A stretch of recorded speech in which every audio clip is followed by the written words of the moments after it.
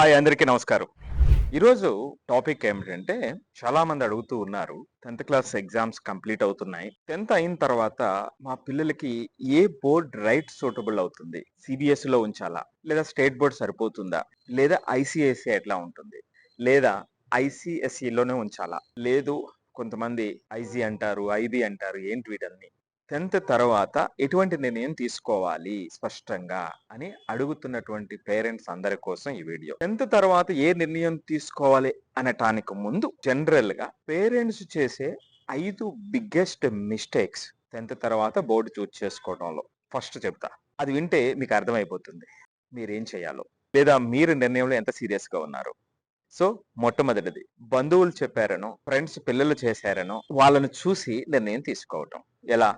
ఇదిగో మా ఫ్రెండ్ అబ్బాయి CBSEలో ఉన్నాడు, లేదా స్టేట్ బోర్డులో ఉన్నాడు, అతనికి JEE ర్యాంక్ వచ్చింది, లేదా నీట్లో ర్యాంక్ వచ్చింది, సో కాబట్టి నువ్వే కూడా అదే తీసుకో అని కొంతమంది బంధువుల్లోనో తెలిసిన వాళ్ళనో ఎవరో JEE ర్యాంకు వచ్చిన పిల్లలు లేదా డాక్టర్ చదువుతున్నటువంటి పిల్లల దగ్గరికి తీసుకెళ్లి పిల్లల్ని వాళ్ళ చేత మాట్లాడిస్తారు, మంచిది. కానీ ఆ పిల్లలు చదివినటువంటి స్టైల్లోనే మీ పిల్లలు ఉన్నారా, లేదా ఈ పిల్లల యొక్క ఆలోచన ఏ విధంగా ఉంది, వీళ్ళ యొక్క లెర్నింగ్ స్టైల్ ఎట్లా ఉంది అనేటువంటిది వాళ్ళెవరూ కూడా అసెస్ చేయలేరు. వాళ్ళు చేసినటువంటి జర్నీ చెప్తారు, చాలా ఇన్స్పిరేషన్ గా ఉంటుంది. సో కాబట్టి ఇది ఒక్క అంశాన్ని తీసుకొని బంధువుల పిల్లలు లేదో బంధువులు చెప్పారనో లేదు మనకు తెలిసినటువంటి వాళ్ళు చెప్పారని నిర్ణయం తీసుకోవడం అనేటువంటిది మొదటి మిస్టేక్.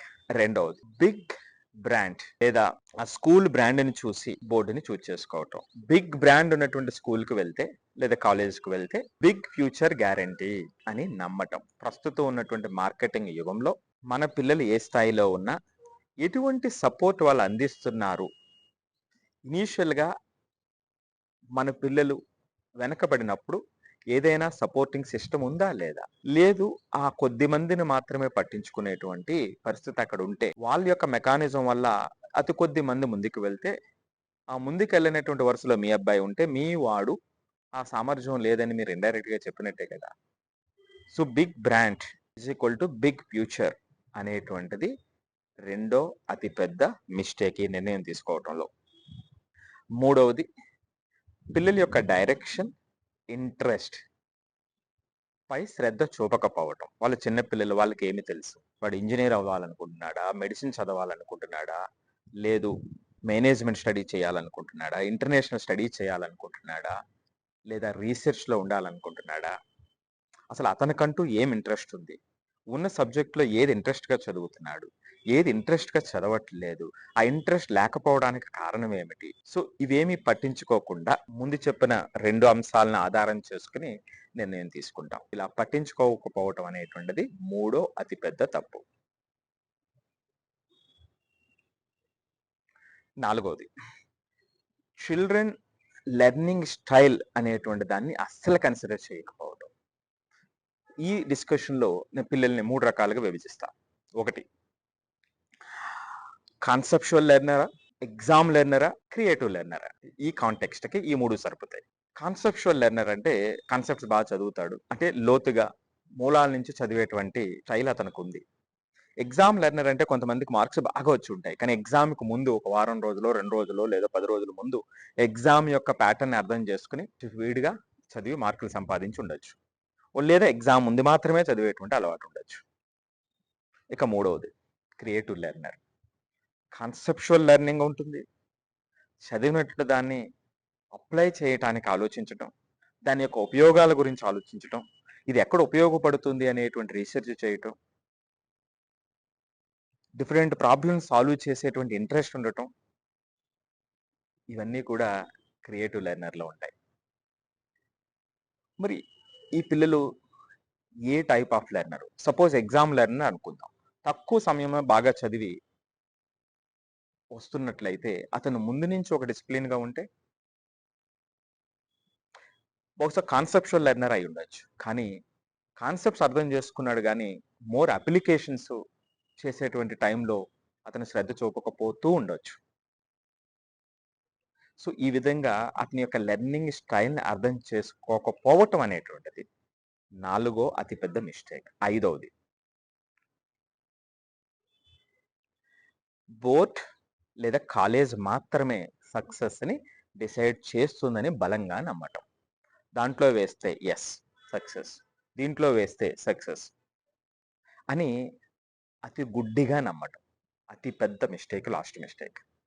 ఎందుకంటే మీ పిల్లలకి ఎంత సామర్థ్యం ఉన్నా, సామర్థ్యం ఖచ్చితంగా ఉంటుంది, లేకపోవడం అనేది ఉండదు. ఎంత సామర్థ్యం ఉన్నప్పటికీ కూడా వాళ్ళ యొక్క డిసిప్లిన్, వాళ్ళ యొక్క హ్యాబిట్స్, అలవాట్లు, వాళ్ళు ఆలోచించేటువంటి విధానం, అంటే స్కిల్ డెవలప్మెంట్ విధంగా ఆలోచించేటువంటి విధానం, ఇవన్నీ సెట్ కాకుండా మీరు ఎంత పెద్ద కాలేజీలో వేసినా, అనుకున్నా, మీరు ఎట్లాంటి బోర్డు చూజ్ చేసుకున్నా ఉపయోగం ఉండదు.